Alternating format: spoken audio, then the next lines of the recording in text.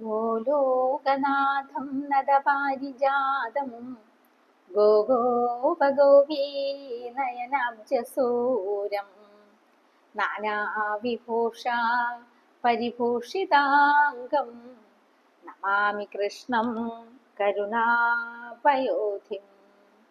അഭിവന്ദ്യരായ എല്ലാ ഗുരുജനങ്ങൾക്കും എൻ്റെ വിനീതമായ നമസ്കാരം. ശ്രീമന്നാരായണീയം 1-ാം ദശകത്തിലെ 6-ാമത്തെ ശ്ലോകം പാരായണം ചെയ്യാം.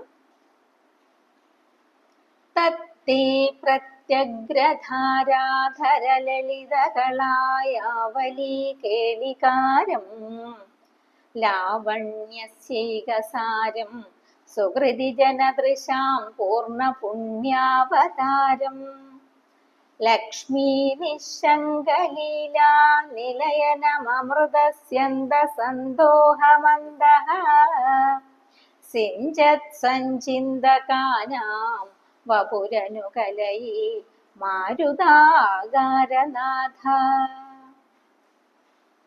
സന്ധിവിച്ഛേദം.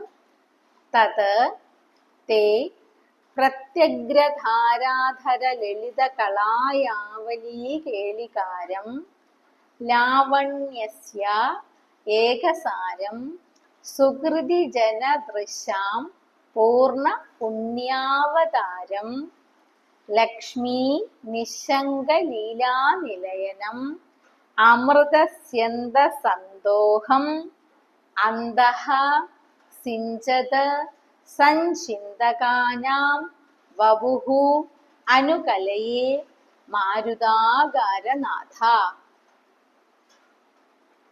ഭഗവാൻ ശുദ്ധ സത്വസ്വരൂപനാണ് എന്ന് വർണ്ണിച്ചിട്ട് ആ ഭഗവാന്റെ ദിവ്യവിഗ്രഹം മൂർത്തി, ഭഗവാൻ മൂർത്തിയായിട്ട് വരുമ്പോ എത്രയ്ക്കും ലാവണ്യമുള്ളതാണ്, സൗന്ദര്യത്തിടമ്പാണ് എന്ന് വർണ്ണിക്കുകയാണ്.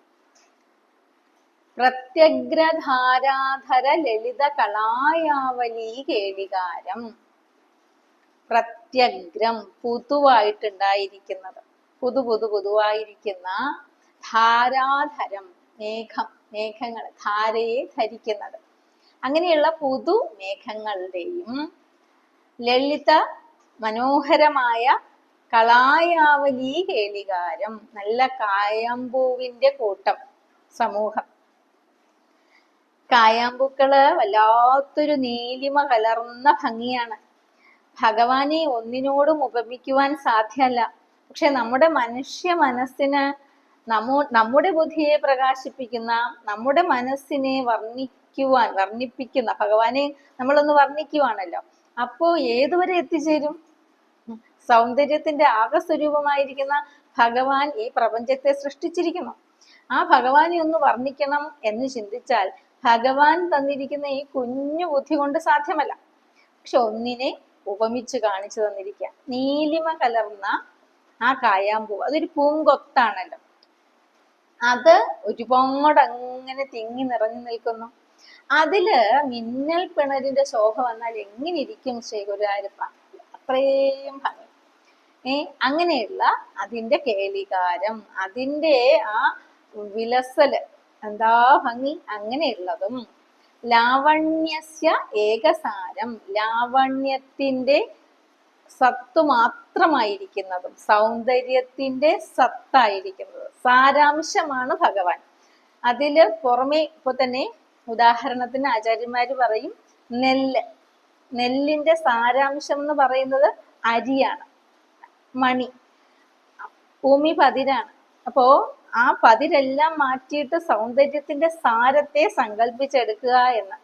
അങ്ങനെയുള്ള ഏകസാരം, അതിനുള്ള സത്തായിട്ടുള്ളതും സുഹൃതി ജനദൃശാം പൂർണ്ണ പുണ്യാവതാരം,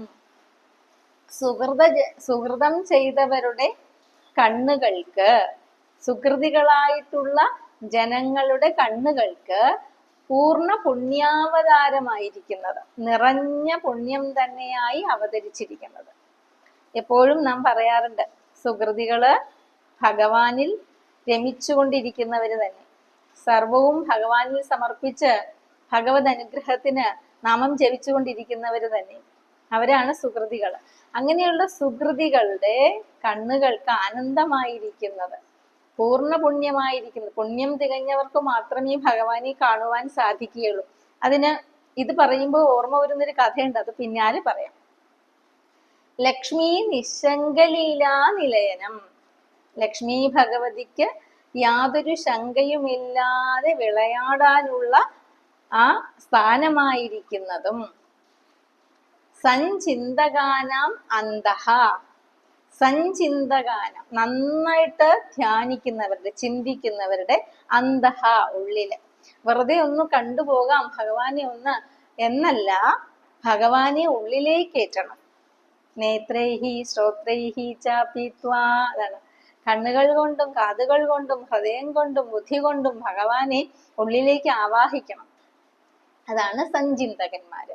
അങ്ങനെയുള്ളവരുടെ ഉള്ളില് അമൃത സ്യന്ത സന്തോഷം സിഞ്ചത്, അമൃത സ്യന്തം, അമൃതധാര, അതിന്റെ പ്രവാഹത്തെ വർഷിക്കുന്നത്, അമൃതധാരയെ വർഷിക്കുന്നതും ആയിരിക്കുന്ന തത് തേ വപുഹു, അങ്ങയുടെ ദിവ്യ ശരീരത്തെ, ഹേ മാരുതാകാരനാഥ, അല്ലയോ ശ്രീ ഗുരുവായൂരപ്പ, അനുകലയെ, അഹം അനുകലയെ, ഞാനിതാ നിരന്തരം ധ്യാനിച്ചു കൊള്ളുന്നു, വെട്ടുപിരിയാതെ ധ്യാനിച്ചു കൊള്ളുന്നു എന്നാണ് വർണ്ണിക്കുന്നത്. അപ്പോ സുകൃതികളുടെ കണ്ണുകൾക്ക് പൂർണ്ണ പുണ്യാവതാരം, അതല്ലേ കഥ പറയാമെന്ന് പറഞ്ഞത്. അതെന്താന്ന് വെച്ചാല്, മാനവേദ രാജാവ് വില്വമംഗലം സ്വാമിയാരെ എല്ലാവർക്കും അറിയാം.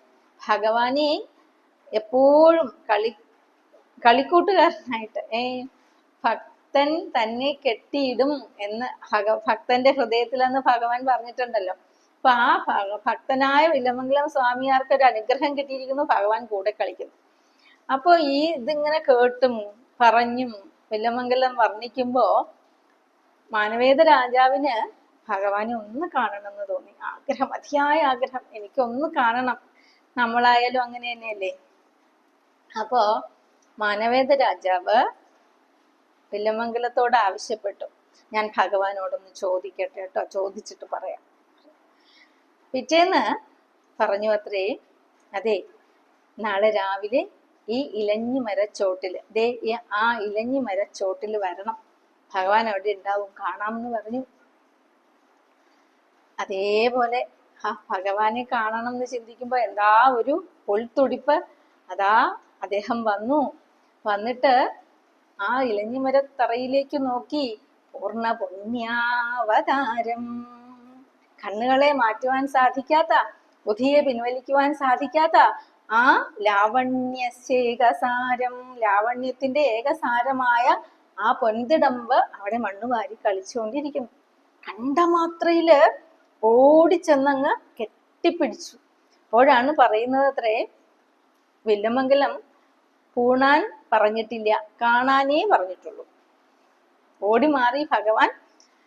പക്ഷെ സുകൃതിയാണ്. ആ ഭഗവാന്റെ പീലി, ശിരസിൽ ചൂടിയിരുന്ന പീലിയിൽ നിന്ന് ഒരെണ്ണം കൈകളിലേക്ക് കിട്ടിയത്രേ. ആ പീലി കയ്യിൽ വെച്ച് ഭഗവാനെ കണ്ടുകൊണ്ട് രചിച്ചതാണ് കൃഷ്ണനാട്ടം എന്നാണ് ഐതിഹ്യം. കൃഷ്ണനാട്ടം കളിക്കുന്ന ആ ആളിന്റെ ശിരസിൽ ചൂടുന്ന കിരീടത്തില് ഇപ്പോഴും ഈ പീലിയാണത്രേ ധരിച്ചിരിക്കുന്നത്. എന്തോരം ഭാഗ്യാണ് അല്ലേ. അപ്പോ ഹേ മാരുതാകാരനാഥ, മാരുതൻ വായു, ആകാരം പുരം, നാഥൻ തന്നെ. അപ്പോ വായുവിന്റെ ആ ക്ഷേത്രം, വായു ഇരിക്കുന്ന പുരത്തിന്റെ നാഥൻ ഗുരുവായൂരപ്പൻ. ശ്രേഷ്ഠമായ വായു ഏതാണ്? നമ്മുടെ ഉള്ളിലും ഉണ്ട് പ്രാണൻ. പ്രാണന്റെ പുരം ഏതാണ്? നമ്മുടെ ശരീരം. ശരീരത്തിന്റെ നാഥൻ ആരാണ്? ആത്മാവ്.